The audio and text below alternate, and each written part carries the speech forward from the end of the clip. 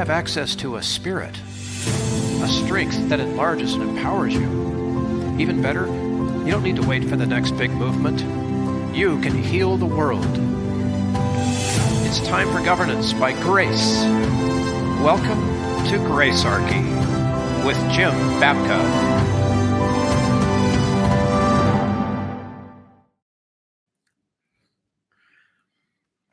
Jim, I thought I had more time. Just one more sip. Out of your Gracearchy mug? Out of my Gracearchy mug. Hello, everyone. Here we go. There we go. It's the official, unique. And are they serialized? No, but I will say, we have 1 and 2. We know that historically. We have numbers 1 and 2. This was an accident that these are here. My wife has a friend that does like graphics for swag, and her name's Lucy, and Lucy gives her a very good price, and so she bought me a mug for Christmas, and then asked, "Hey, do you think Bill would want one too?" So that's how this started. This is entirely organic. We've started offering every time we've mentioned this, we've gotten at least one person that says they want the mug. So I got to tell you, I find that very heartwarming and encouraging. But it also set us into motion because we have no plan. We don't have any inventory, which we have to order. We don't have a shipping plan. We don't know how much it all costs yet. So if you want a mug, like some of these other people, because we now know we're definitely ordering and shipping them, and it's definitely going to happen. We will get back to you via email. The way you reach us is you go to the zeroaggressionproject.org, which is our sponsor, zeroaggressionproject.org. Go to the bottom of the page. And at the bottom of the page, there's a set of emails. I don't care which one you send it to, comments, feedback, whatever. Send it. Just say, mug me, or I want a mug, or however you want to word it. Let us know. We will put you on the list, and we will be back in touch with you on how we're going to close this loop. It'll be kind of a minimum donation type of situation. That's how this will be done. But we don't yet know the details. I will tell you, sad hint is that it appears that the shipping costs more than the mug, which way more. It bothers the heck out of me that that's true. It'd be easier just to drive them to the recipients, And maybe not. Depending on where they are. Are you volunteering, Bill? No, but I know teenagers like all over the nation. Right? Yeah. Okay. Still got to get the mug to them, and they got to get it somewhere. It's the teenager network. We can make this work. This is crazy. It's so sad that we can get such a fantastic price on the mug and not, like, I've looked at other stuff over the years. I've never gotten into this business because of the cost of it. But anyway, we think the mugs are fun, and we find it very encouraging when people want them. Bottom of the page, Zero Aggression, send us a message. We will be back in touch with you with the details as soon as we have inventory and a shipping plan. That's being worked on right now. So we got to talk about Zuckerberg. Mark. And I love that you've come up with this title, has Meta gone MAGA? Right? Yeah. And if they have, they're just the latest addition to the pile. I mean, everybody's pandering to Trump right now. And I'm saying it that way proudly because, you know what? If you're going to go along in this environment, you got to get along in this environment.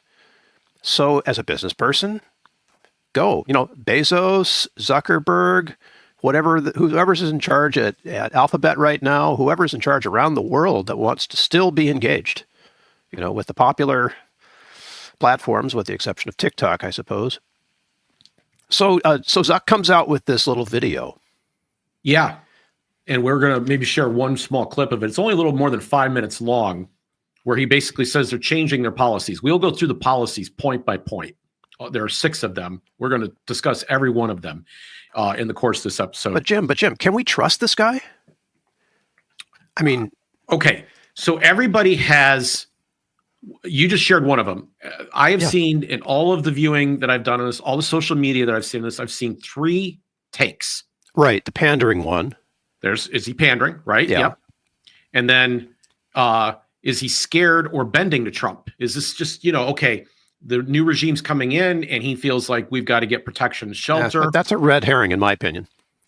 Okay, but that's there. That's there. And There's a video that I saw this morning getting ready for the show where they flat out said "coward." That was the name of their, in all caps. That was the name of their episode. Right. And 3, was he secretly a tech bro billionaire who was MAGA all along? Well, that's obvious. He's a tech bro billionaire, and tech bros are going to follow the money, And if the money is, if the money doesn't exist, they're going to pivot to a place where it does. Okay, there may or may not be truth to all 3 of these things, but I don't bother, as a general rule, doing an episode on something unless I've got something different to say to you. Yeah, I know, and I know you do. Can we start with that? What's your thesis here? My thesis is that the United States is not a bar that needs to kick out a Nazi biker before he brings his friends. Okay, so can you kind of expand on that just a little bit for those who haven't heard this before? We're going to get into this a little bit deeper. We're going to tell you the origin of the story, but the idea is that if you don't kick out the first bad actor, if you tolerate a tiny bit of intolerance, you will eventually face a level of intolerance that you cannot possibly expunge. In this case, let one Nazi biker in, you get overrun with a bunch of Nazi bikers eventually. They destroy your business, your bar. Okay? So you got to kick out the very first one. We'll get into that and the thinking behind that. There actually is a prominent philosopher in history that leads to this view, and it is the dominant view. And by the way, it is not the Gracearchy view, and some of this has to do with how we're applying it. But my thesis, again, is that the United States is not a bar that needs to kick out a Nazi biker before he brings his friends. Okay, so we're going to go through about 6 points in, well, 5 actually, 5 or 6 in Zuck's video. And before we play it, we're going to set you all up for this by sort of examining each one of the points quickly. So the first one that Zuck's announced is he's going to replace fact checkers with community notes. So instead of a human being, it's going to be up to everyone else to say whether the post is right or wrong. Kind of like Snopes, remember them? Yeah, everybody tends to line up, and I'm critical of this. I think people surrender their agency to partisan tribes, and then their thinking is informed by what benefits my tribe. Sure. Full stop. Or what hurts the other tribe. There's no other consideration that goes on. They then use their intellect, their ability to reason, to justify the position that they then hold. Well, that's where we go wrong, because people have different abilities to reason. Yeah, but I'm saying that whole justification notion, this is not steel manning your opposition. Right. This is not operating from a consistent principled frame, regardless of who the actor is, right? So I see what you're saying. So instead of taking the steel man position, you're doing something else. Okay.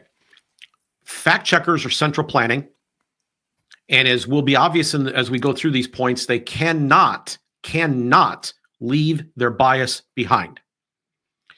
And there was a need for a certain type of bias, which we're going to really focus in on in this particular situation. Community notes is far more democratic. We hear people bloviating, and I do mean bloviating all the time about democracy, and they don't mean it. They don't mean that the regular voices should be able to speak up. They want experts on high to speak down. Yes. Say that again, because that is such an amazing point. They do not want voices from the bottom to speak up. They want voices from the top to speak down. There you go. And they label these people as experts. And the fact of the matter is the history of being right. Let's take one issue. There was a certain lab in a faraway land from which a item leaked out and caused a worldwide epidemic. We aren't going to mention the name or the word of it because who knows, in the next administration, maybe the censorship round comes back again. But you could not post or discuss in any way, shape, or form these things without being shut down on YouTube, without being shut down on, without being dialed down dramatically on Facebook. In fact, Facebook made the extraordinary step, and Mark Zuckerberg admits it in this 5-minute video, which we will include a link to in the show notes. He admits that they dialed down people. He's been admitting this gradually over the last 2 years. And so I'm not, there's even a problem with community notes, if I'm being blunt. If you have a comment section, that's enough. And if you can't take something, you could turn somebody off. You don't have to be connected to everybody or follow everybody or read everybody. And if you don't like their stuff, you can block them. Like, you have all these tools that belong to you. Curate your own feed, people. It's easy. But if you're worried about something called misinformation, which we will discuss in detail a little bit later in the show, if you're worried about that and you think something's wrong, you have the ability to step up and do something using a community notes process. But no one person who may have a vendetta can derail a human being from being able to post their material. That's what community notes is all about. And so I just want to emphasize it's a much more democratic approach. I think I have to agree with you on that. And these people who talk about democracy are often talking about imposing their particular slice of what they think democracy is on all the rest of us. Correct. And that's not democracy. So, okay, second point. And I, you know what? As a guy who's run an IT business, I get it. Zuckerberg wants to simplify these content policies because they must just be a mess right now and get rid of a bunch of restrictions. So that will make business easier for Meta. So I have a saying that I've used with you and other friends. I've said I loved Facebook. I miss Facebook. I hate Meta. I don't like Meta. When we were all locked inside our homes, I'm using certain words a certain way because of Al Gore's rhythm. Dancing around the obvious. When that happened, the day that it happened, our governor was the very first governor in the country in March of 2020. Beat the next governor by an hour and the next couple more by 2 to impose that kind of policy on the state. It was being discussed, it turned out, nationwide, but he got there first. Yeah. And we knew from behind the scenes that he knew that he was thinking about this as early as Monday. This was on a Sunday he made the announcement. I took to what was then called Facebook, and they weren't operating as Meta yet. They weren't focused on this whole new AI vision that they were headed down, or the ability to put on these goggles and go live in a fake land. I went to Facebook and I started posting. I think I put up 8 posts within the hour about why this was wrong, why this should not happen. And then the next day, wrote a more detailed explanation about why I'd put out those 8 posts. And over the course of the next several, basically year, up through early 2021, I wrote some thoughtful posts, nowhere near as many as I wish I'd written, honestly. There were things at times I held back just a little bit. I wish I hadn't, because I felt things, I knew things, I saw things that I just had just the tiniest of doubt, and my wanting to not mislead people and making sure I had all my facts straight caused me to hold back more than I probably should have, because I was vindicated on a whole host of things. But I was writing and I was getting serious response from the audience that I had at the time. There was real numbers of reactions. There was real numbers of comments. And most of my friends, most of the time over the years, have been a model of decorum. And when they can't be a model of decorum, I've told them to start getting in line. And if they've had trouble doing that, I've shown them the door. And that's the only times I've really done this. I'm not interested. Like, if you're going to come in and personally attack and be a jerk and get really brutal with everybody else, you can go away. I don't care who you are, how well I knew you. You can go away. Yeah. I have a pretty extraordinary example in the midst of all that. I found out really someone's true opinion of me, even though I thought socially we were friends. We had the same friend group, and I thought we were also friends. But the conversations that occurred first, my posts were long and they got reaction, and the feedback I got from these things was extraordinary. And real American dialogue was going on right now, democratic dialogue, if you will, which we're going to talk about as we get into kind of some of the prescriptions here, or reasons why we should want more open discussion. Meta restrictions have gotten so bad now, or have been so bad, that there's nothing to talk about anymore. You can't talk. You put something out, it's crickets. I open up Facebook and I see the tumbleweed run across the screen. Maybe this will help. So the third point is something that's really important to me. And the fact that he's even admitting this, Jim. Now, this is an American company, run by a patriot. We all know that. And he has said publicly he's going to change his policy enforcement to reduce censorship. Okay, Mark, you're admitting that you have been. Like, that's a secret. But dude, your platform censors people. And he's been admitting this for a while, by the way. He's also told Congress that he was compelled to censor. He was compelled to by, yes. we're going to play a clip from him momentarily that kind of gets at what was going on behind the scenes. And it's a clip that I think is the most important portion for me personally of all the things that he said. Yeah. But I really do think that, me personally, that I can only speak for myself here. I can't speak for our sponsors or anybody else. I just want to be very, very clear about this. This is me personally, Jim Babka, saying this, that there was a greater danger in Kamala Harris being elected president, and it was on the basis of this censorship. I want to be clear. I think no matter which one of these two you picked, lots of bad things happen, and both of them are not my cup of tea. But the idea, we're going to explain how corrosive censorship is as we go on here. I keep saying I'm holding back on some things. I want to make sure I get my main point across here.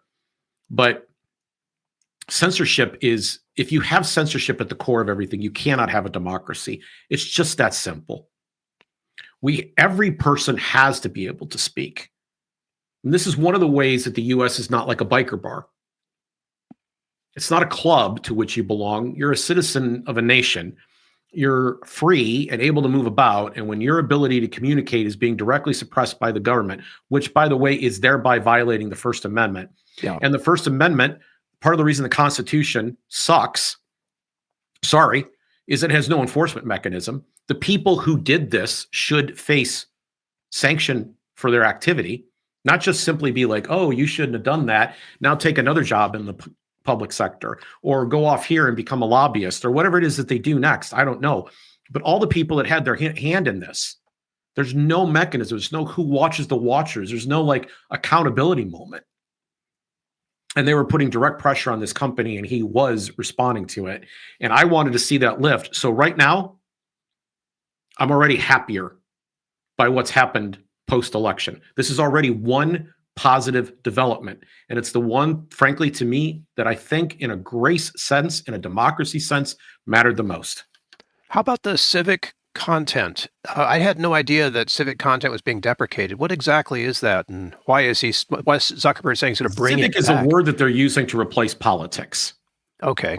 And, my wife has a friend who literally was brought to tears. It really turned her into an emotional wreck in 2018 timeframe. She and I had a conversation, and she said to me, I'm not on Facebook very much anymore because the politics is so awful, and my friends are at each other's throats, and people are insulting each other and blocking each other. And I'm wondering where charity is. And she meant charity in the King James sense, the love. Right. Where is love? Yeah.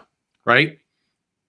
But I like the term charity in this instance because it has to do with like having a predisposition, much like grace, a predisposition to want to love one another, to want to see the best in another person, to hope for the best. Yeah. Yeah. And she thought it was too ugly. Well, you could say that there was a degree to which maybe in part they were responding to what they thought was a consumer signal, that there was too much of this content and it was harmful. But we've now seen Twitter pull this stuff off thanks to Elon Musk. You may not like what happens next because some people don't want people to be able to speak, but they pull that off and people flock back to it, and they kept predicting the demise of it. And everybody's given up predicting the demise of this because it turns out that there was a definite market need. It was too easy to take this for granted to express oneself. I got in social media for one reason and one reason only. I didn't get into it to keep up with my friends. I mean, if I've lost touch with somebody, I kind of do want to know where they're at and what's happening to them. I'm not going to deny I love that. Okay. I have a friend right now who is in the hospital, maybe even dying. I don't know. I want to know what's going to happen in his case. I do want to be kept up to date. Yeah. But I got into it because I was like, I can actually express myself here. I can say stuff that if you know me in person, you would have a hard time believing what it's like to be around me socially. If there are more than 3 or 4 people in a group, 5, 6, and no one's directly asking me a question, I'm not very likely to speak. And I don't want to have political conversations with 99% of the people I meet. And when people find out what I do and they start to think, oh, that must mean you're in politics, which I'm not, they think you're in politics, then because the amount of my work that has to do with politics is like a quarter of a percent, 0.5%. The amount of work that I do that has to do with policy might start to range to about 6 or 8% of my work life. It's not what I do. I have a lot of stuff that I'm doing that's much more philosophically oriented, okay? And much more about empowering other people to be successful in their work, advancing the mission of their organization. I don't have time to keep up with everything the way I would like to. When I was at Downsize DC, we were writing 4 to 5 messages a week. I was staying on top of the news. Back then, I could have said that realistically, policy was 30 or 40% of my life, but it's not true right now. Yeah. Even though that's the case, I don't enjoy political conversations. I just don't. So if you're around me, the people who hear my political views, by and large, have already demonstrated to me that they have 2 ears on the sides of their head, one on each side, and that they're not going to get mad at me when I talk. And if I don't have the confidence right up front, probably through experience, that you mean it, that you really will listen, that you really will take in what I have to say, I don't cast pearls before swine. Just full stop. I'm done. I shut down. My wife has noted this over the years where we'll be sitting in a setting. There's been times people have tried to draw information out of me that I've just been, there's nothing there. I'm giving blow off answers because I don't want to have that conversation. But on social media, Bill, it's not socially offensive anymore. It's just an expression of who I am. And it doesn't feel personally directed, right? I do this podcast in part because all this is in me and wants to come out. Yeah. But I don't feel comfortable doing it socially because I want to just get along with people. I don't want trouble in the places I go. So I use this outlet. Well, before this outlet, my number one expression place, personal expression place, was Facebook. And I learned there that sometimes I was wrong about things, which was glorious. I love finding out that I was wrong because now I can be better. I can correct. I can go forward. Yeah. Most people are like, well, they can't be wrong. No. Try to learn things from other people. And so civic is kind of a substitute for politics. They basically abolished all of this. So if you say anything that seems remotely political, no one's going to see you in the feed. On the other hand, if you put a picture of a kitten out there and you say, I was just petting my cat, you'll get plenty of hits for that. So what's this about moving from California to Texas? So the fifth proposal that he had was that the actual people who will still be involved in the process that remains, because there is some content they want off the platform. Moderation team or whatever. There are safety issues out there. There are people who are using social media to threaten. There are people who use social media to conduct crimes. Right. There are people who use social media for pornographic reasons. Some of that is actually pretty ugly. It goes to places that are incredibly dark and bad. There is foreign governments that are attempting to influence there. They are looking to find instances where it's clear that this content is objectionable. It's clear that it's bad for the business model. They're looking for that content, but they're going to be erring more on the favor. They're kind of treating content the way we treat people who are in the dock. We would rather let a bad piece of content go through than censor a good piece of content. Somebody that is basically doing the normal human nonviolent engagement.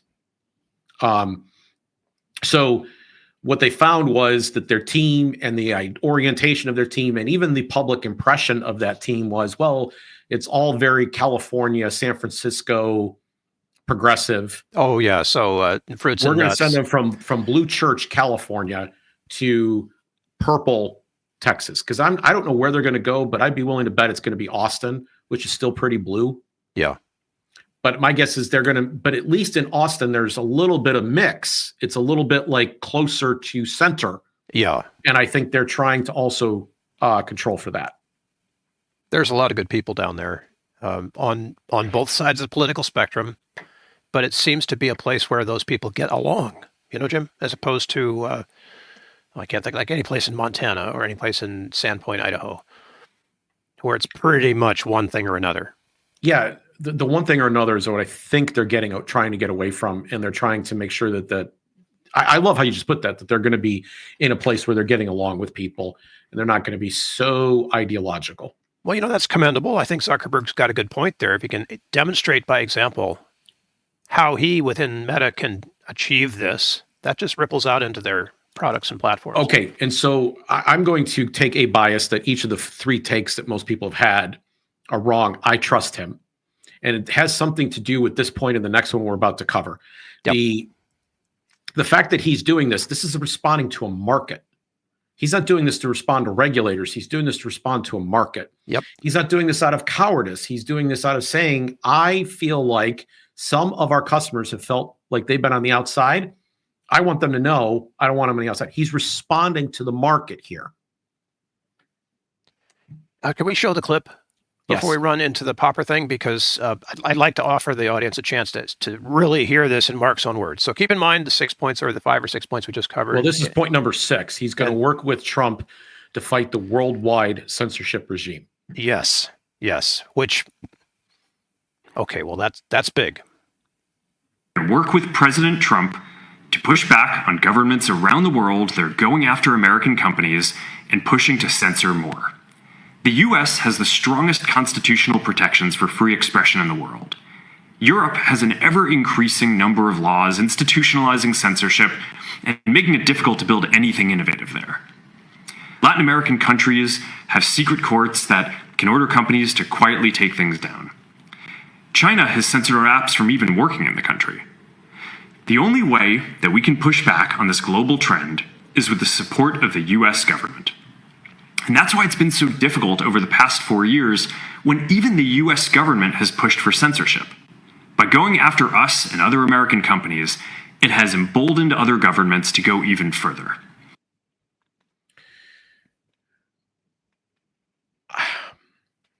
I started off suggesting that people surrender their agency to a partisan tribe, and then they measure a statement as to whether or not it's going to affect positively or negatively their side, and they hope it's going to affect negatively the other side. And then they use their ability to reason and rationalize in favor of their position. I want to say full stop that I accept what he said without the least bit of reservation. If you have followed this issue, you know that our government has done these things. But let me go over to Europe for a second. The European Union has really, really, really cracked down on the ability to publish information. And there have been elements of information that have been put out that have not been, that are simply partisan disagreement. They are not misinformation, disinformation, malinformation. It's just stuff that the regime feels is inconvenient to say out loud. And they have tried to crack down on the companies that have done this. And this is happening in the English-speaking world as well. Over in New Zealand and Australia, I mean, there's a regime over on that island, on that continent, that basically was going after people on social media and arresting them for questioning the regime during the worldwide sickness. And there has been, there is a tradition over there that some people recognize, and there are politicians who did speak up during this time and say that what is happening is immoral and unjust and anti-democratic and wrong. But they were in the severe minority. Now, they've managed to get rid of some of that leadership over there. They overthrew them. And I say, thank God. And then over in the UK, they have still doubled down. They have not quite caught up on this yet, but they have the ability to haul you in. And they even went after a pretty famous podcaster last year, trying to basically, there's documents on this, trying to basically get him knocked off of Rumble. They went after Rumble itself because Rumble won't censor. In Brazil, and listen, in South America, there are literally secret tribunals, star chambers, that can say, listen to this bullshit. You can't say what you just said. You're not allowed. That's over. If you don't, we're going to do really incredibly hard things to your company to punish you. Severe, like could destroy you. And C, you can't tell anybody we did this. Yeah. How democratic is that? So that's happening all across the globe. And the United States is a special place because we have a First Amendment. And even though it does not do even though it's not self-enforcing, there are still enough judges and there are still enough politicians and there's still enough American people who will react when it's violated. We have something special over here. So when it goes bad here, how can it not go bad everywhere else? Yeah. So I'm of the belief that now we have he has a launching pad from which to actually put out the truth. And people are really clever. And so they're able to use technology to access the truth, even if they cannot get it naturally and organically in their own nation. This turns us into the real city on the hill. This is the place where truth can come out. And that's a good thing. That's a noble thing. And if you question that in the name of something as silly as misinformation, which we'll cover here in a minute, if you question that, and you say, we just can't trust people to know the truth, well, then I got to start asking some questions about your position. I believe this is important that this is happening. I believe this is good news that this is happening. And I believe that Mark Zuckerberg wanted to be this guy all along. I think this was his orientation from the beginning. But since the elections of Donald Trump, his company's been under attack, starting with Cambridge Analytica. Right. And the fact that that Trump's campaign had been effective at Facebook. They'd been effective in social media in ways that the Democrats weren't. So they're like, oh, well, the Republicans have an edge in this. We're going to shut that down. In fact, they found a way to criminalize it. They invented a Russiagate hoax. And then now in 2024, they'd like to figure out a way to shut down podcasts. They're pretty upset about what just happened here, too. Why aren't you going to your institutional media for news? Neither side should ever be able to shut down their opponent's ability to speak. Neither side, ever. So I think I think it's a serious thing. I think it's the most important part of the clip that he gave, because this is a worldwide problem. And if there is somewhere where the truth is getting out, and that truth is here, it's in the United States of America, I think that's something to be proud of. Well, there's, with great power, right, comes great responsibility. Mm-hmm. And I'm really curious about your response to the Popper paradox. Now, you and I have discussed this offline, but for the audience, I'm going to read this. It's pretty short. Karl Popper was what, a philosopher? Yeah, 40s, mainly 50s? a philosophy of science, actually. He was very, and the scientific method that we follow when it's being followed correctly is basically the Popperian method. Falsifying something. That's Popper. He's the open society kind of guy. He has been famously credited with the Popper paradox, which, and I'll quote, goes like this: unlimited tolerance must lead to the disappearance of tolerance. If we extend unlimited tolerance even to those who are intolerant, if we're not prepared to defend a tolerant society against the onslaught of the intolerant, then the tolerant will be destroyed, and tolerance with them, end quote. It's a paradox because it's making two mutually exclusive claims that is stating are both true. Usually you have what's called the law of non-contradiction. If two things contradict each other, then one of them has to be false. One of them has to be false. But in a paradox, the contradictions are both true. The one that people have the most fun with is Schrodinger's cat, right? There's a physics concept where the cat is both dead and not dead inside the box until you open it. In this particular case, he's saying that the one thing the open society, which is all about tolerance, cannot tolerate is intolerance. Intolerance is intolerable. Well, he makes the mistake, or the mistaken assumption behind this is that if you allow intolerance, intolerance will take over. And I don't think that's intellectually sound. Okay, we're going to cover how this works by going a little bit deeper into this Nazi bar story. The Nazi bar story. This is a good one. Okay, so there are people, and this has become very widespread. The alleged author of this is a guy named Michael Tager. I don't know. I don't know the etymology of this. I've not studied this, but this tale has all the feel to me of urban legend. It is a metaphor. It is a parable. It is something that it is designed like a myth to give us a truth that is hidden or secret, or a story in which we would better remember Karl Popper. So we could say the Popper paradox, and people are like, what's that? But if you say the Nazi bar story and people know the story, then they know not only the story, because that sticks like a song, right? It also contains within it the lesson. And the lesson's memorable. And, telling things in parables is an effective way to nail that truth down, to both be clear to your audience and also to help them remember and internalize the idea. So the Nazi bar story may be, I'm prone to believe, someone can write and correct me, but I'm prone to believe it never happened. So in the story, a Nazi walks into a bar. Well, first there's Michael. Michael's in a bar. And in comes a Nazi who sits down next to him. He's actually just this punk biker with some kind of out there, with kind of his patches on his cut.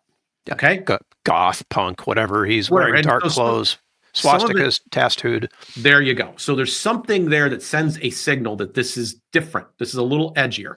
Yeah. And the bartender tells him, "You out." And Michael's kind of sitting right there observing the whole thing. The bartender hadn't given him the time of day other than to give him a drink. The bartender was completely doing his job and oblivious to him. But now he's paying attention to the dude sitting on the stool next to him. And the guy says, "Wait a minute, I'm just a customer here. What do you, I haven't done anything wrong. Why are you acting this way?" Then the bartender grabs a small club and shows it to him. And he said, "I mean it. Get out." And so the biker grumbles and whatever, but gets up and leaves. Okay, so the story continues. Michael is curious. What is the meaning of this event that just occurred in front of him? The bartender, he still can see the bartender kind of watching the situation. He gets the bartender's attention and he asks. And the bartender says, "I know his type." Let's assume he's a Nazi, right? If I let him in, soon he will bring his friends. And his friends now, since there's more than one of them, will act in emboldened fashion and misbehave. And they will start to make other patrons uncomfortable. And some of them will leave, increasing their influence over the bar. And over time, they will bring still more friends till eventually this bar will be nothing but a Nazi bar. They will destroy my place. They will be in complete control. I will never be able to vanquish them without closing the doors of my bar. Now, that may be true of bars. I don't know. I suspect it is. I have no trouble with the actual application of that to a bar. I'm not going to argue about that today. I'm going to argue some other points instead that have to do with how we socially interact with. But I don't think that the public space, the civic arena, the nation in which we belong is a bar. Yeah, there's two different things. And this idea that the way that you're going to get things done is by pushing people out, the quality control aspect of this, that's what keeps things clean, I think is a misapplication of Popper's point. It's a misapplication of the bar story. I would say that despite the fact that I suspect if Popper were here, he would tell me I was wrong and he would side with some of the other side on this question. And I'm relatively confident, although I've never met him, that Michael Tager would say, no, I meant this story to be of much broader application than a small club or a bar or a business or a restaurant or a park where people are members, right? He meant that in beyond these small microcosms. He meant that in the meta sense. But I'm saying I don't think the two compare. And I think there's some problems here overall that we specifically have a show called Gracearchy in part to address. Sure. And, by the way, if that had been our bar, Jim, the bar that you want to run, specifically to serve lemonade to people who don't think the same way we do, the response might have been totally different. Yeah. Now, I'm not saying that I don't have a bat under the bar, and I'm not saying I would never throw anybody out. But what I would do is throw out people who were not behaving in a way that interfered with the other patrons, right? Right. If that's the point at which, there's a disturbance That's the point at which you now have something actionable. Happiness, harmony, and prosperity, right? But, even in dispute resolution, for the most part, the bartender, it's not his job. But most of the time in life, you should try to ask questions and see if you can defuse as opposed to accelerate. Just as a general guideline. Again, the bar may be different because the bar, he's got to serve. His job is not to help everybody through their problems. Even though sometimes that's what happens at bars, his main job is to make sure everybody's drinks are filled and everybody in the place is safe. So to the degree that he has to stop and focus on one person, that may be a bad thing business-wise. And I completely respect and understand that. And it may be that he has past history that leads him to believe that this is the case. And I completely respect and understand it. And it may be that that's the way bars work, that sometimes when you spot somebody, it's going to come in and cause trouble. You just need to get them out right away so that they don't bring their friends. I think that may possibly be true. Not arguing that. I'm arguing that it doesn't apply to an entire nation. It doesn't apply to an entire social networking system. I'm with you on this. And so hence the paradox doesn't really work at scale. Right. So let's get into some things before we leave. Let's get into some really, fine-tuned ideas. First, I don't believe shame works. That is, I don't believe you will effectively get somebody to change their behavior through shame consistently. I'm not saying you couldn't point to an instance wherein either you were ashamed or somebody else was shamed about something, and then as a result of that shaming, they behave differently. What I'm suggesting is that it has a high track record-wise, it has a high degree of failure. Our entire drug addiction problem has a significant tie to shame and isolation, those two factors. And when we treat people with shame or we isolate them, which is the next step that comes after shame, shame is a step in isolating. When we do that to people, there are a group of people for whom we will make things much, much worse. And consequently, their behavior will be much, much worse. That starts the spiral. We have a need to be understood. Which gets me into my second thing. It says, I notice that there are a group of people, and this is a very Girardian thing. In Girard's concept, people have models. And model is not simply I do exactly as the model do. Sometimes it's I do exactly the opposite. All of my behavior is motivated by looking at my model and saying, I am the anti to that. I am so independent. I am so unique. I am so special that I look at Bill and I say, well, I'm not going to wear a black shirt, right? I would never wear a black shirt. And Bill smiles when people say things like that. And I would never smile when he says that. And through this, I establish something called a unique identity. I show how different I am. Right. I have a need to get attention, and I'm going to get it one way or the other. So if I go and say, well, so-and-so's social theory is 100% correct, well, that's so-and-so, and I don't get any special status as a result of that. But if I go and say so-and-so's social theory is completely all wet, if someone comes along and says, I've discovered something in science, and I come along and criticize and say, there's no way he's discovered something. That's how I get special, is by being the opposite of the guy that's getting all the attention. I become his critic, and now I'm in the arena. And does not our algorithm reward that behavior? You just stole the next set of words practically out of my mouth. We're sitting here on a platform in video format that's the most watched platform in the country. And they try routinely to attract your attention by creating the exact conflict you just said, which is so-and-so is wrong. And in fact, the right loves this. They're like, he was silenced when this was said, or, check out where they had to close their mouth because everybody knew they were wrong, or that time they were so ashamed of the stupid thing they said. They have headlines. I can't think of any of them off the top of my head, but it's probably good, Jim. It's a whole gotcha moment culture, right? Yeah. Silence this guy, put this one in their place. Look at the titles. This is ubiquitous. I go through a screen on YouTube and I can't go long without finding one. And especially, like I said, the right loves this. The so-called political conservatives, like daily, whatever Ben Shapiro's outlet is. They do this. Dave Rubin does this. There's all kinds of this. There's a Forbes branded thing that's about stuff that goes on in Congress, and it's all about, put them in their place. Like they use that hook all the time. Okay. But it's the way that someone goes about distinguishing or making themselves unique, because they are literally starved for attention. They want attention. And negative attention is kind of what they want. Like, they want there's no discrimination. You could have any attention at all. Any attention at all. But the algorithms are set up to reward conflict. So anything that you can put up that detracts from someone else rewards you.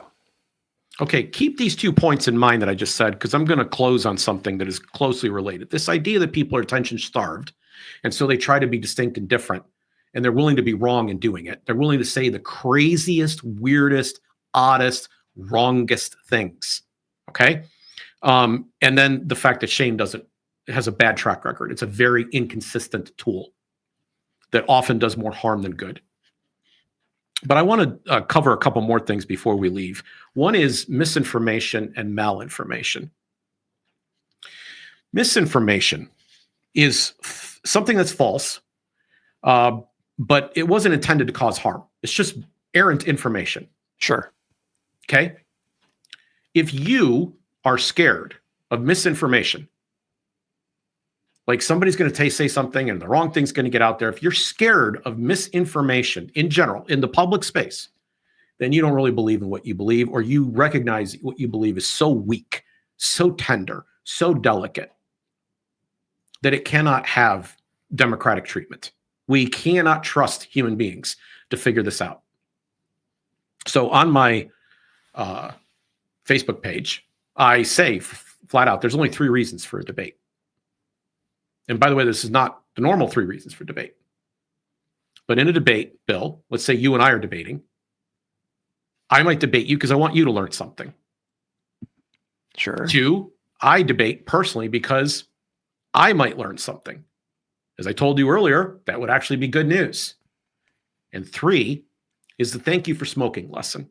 I love that movie. We have played that clip on this show before. Yep. But essentially what he tells his son in that moment is, I'm not debating the guy on the stage with me. I'm talking to the audience past him. And if there's a group of spectators there, and you can have a conversation with somebody where even they are not going to be persuaded, it may still be worth your time to do it because of the other people that are there. You know the strength of your arguments. Now, if you say no, malinformation, what you're saying is that all those people that are in the spectator galley are not worth your time. And the same thing is true in this malinformation. Now, this is a completely invented concept. It goes like this. There is a fact. The fact is actually maybe even accurate, but it was used somehow out of context. And what that ends up boiling down to when you put it in the hands of the powerful, when you have a censorship regime in charge, is the information we don't like should be removed. Right? Because, you told the truth. You told a medical truth, but it has other consequences we don't like that you told this. Yeah. So we're going to ban your ability to tell the truth. So I believe that you let this stuff out and then you let the audience engage in it. By the way, I don't get into debates to win debates. I won't have one. I won't get into debates to turn into name calling. I don't want to have that discussion either. There's nothing to be gained there. But if we can have a discussion where real facts, I had a friend years and years and years ago. He might, if may watching this and recognize it. The other guy I believe that was in this dinner is deceased. I believe he's gone. I lost track of him, and I believe he died in the late 20 teens. But this is probably 20, almost 25 years ago. I invited the 2 of them over because I knew they disagreed, but I also knew they were good sorts. Yeah, and I purposely said, hey, you know what I'd really like to have is I'd like you to explain to him why X is true. And they went back and forth, right? And I get to learn, right? I'm sitting there as the third party getting to learn. And by the way, both these fellows kind of liked each other at the end of the dinner. They had a great time, right? It was totally positive. So, in exchange, that tension of ideas going back and forth, there's something positive that can occur. Sure, we did that with, what was Bill Nye debated that guy from the Southern Baptist Yes, Ken Ham. That's Ken exactly Ham, right. right. We'll put that link in the episode too. Bill Nye, a lot of people have criticized him. I pointed out in that podcast, there's a lot of people walking around today, especially in their late 20s and early 30s, that remember that it was a pivotal moment in their lives. Yeah. Bill Nye won that debate on that basis. Now, he thought in the short term he lost because Ken raised so much money, he built an ark. But Bill actually won hearts. And at the end of the day, which one matters more? Which matters more? Yeah. But I distracted you from your point. No, I think that's really important. So now I want to put a bow on this. I had a conversation this morning, just this morning. I mean, like 2 hours ago, 3 hours ago, where someone told me that I'm going to be at an event and I'm going to be speaking. I don't want to reveal who the call was or what the event was at this time. But they told me there were some negotiating details about how this was all going to be handled. And I'm being given some pretty prime spot as a result. You know what that did to me, Bill? I said, I got to perform. Like, they are agreeing to all these terms and giving me this opportunity. This is the first time we're going to be working together. I got to really kick it. I got to really do a great job. They are elevating me by placing trust in me. Now, think about shame. Shame is an opposite of trust, right? Think about shutting somebody down and censoring them. Think about their attention starvation, their need to be heard. You think of all these negative things, but there's a positive opposite side called trust. So Paul Zak is a bioeconomist. I hope to have him on the show at some point in the future. I'm a huge fan of his work. But one of the things that he's done in his work, he also sometimes calls himself the vampire economist, because they tested blood in certain situations. They drew blood from people in certain settings, including at a wedding.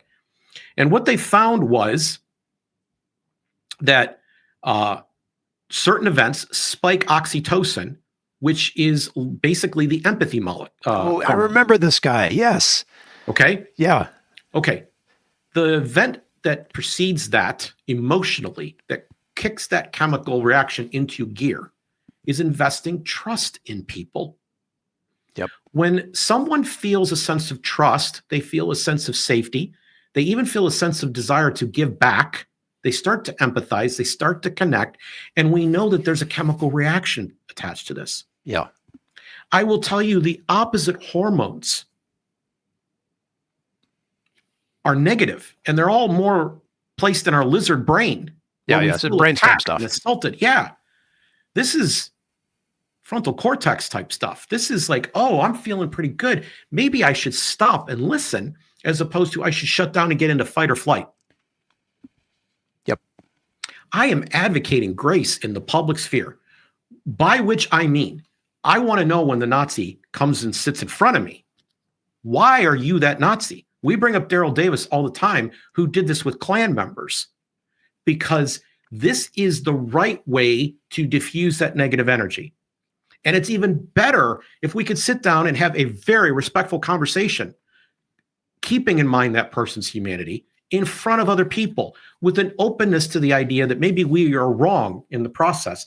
We have the ability to win and change hearts and minds long term. I love that you brought up Bill Nye. It wasn't in my thoughts before we sat down, but I happen to know someone for whom that was a big deal. Yeah, we've talked about this. And when we went to do the show, that show took off. It's one of our top rated shows to date. And it took off because it turned out there was a well of people. It had completely disappeared from the headlines, but had not disappeared from their life experience, from their memory. And when we spoke out about it, somebody, we don't know who did this yet, somebody put it out there and said, hey guys, they're singing our song. Everybody else forgot the 10th anniversary of this event except us, from what we can tell. And it turned out there was a wellspring of people out there that said, no, this impacted my life. And we got comments that said exactly that. So when you invest trust in somebody, when you treat somebody like a human being instead of shaming and isolating them, when you do that, you have an opportunity, number one, with that person in front of you, I'm not saying it's going to be instant, it's going to work right away, but you have an opportunity. Daryl Davis has taken a lot of time to get there. But number two, you might even get a platform. Daryl Davis is invited to speak places. I'm going to see him again next month. He's invited to speak places, and it's the power of the fact that he did not treat every one of these relationships like he was in a bar and he had to kick somebody out. That's my grace point for today.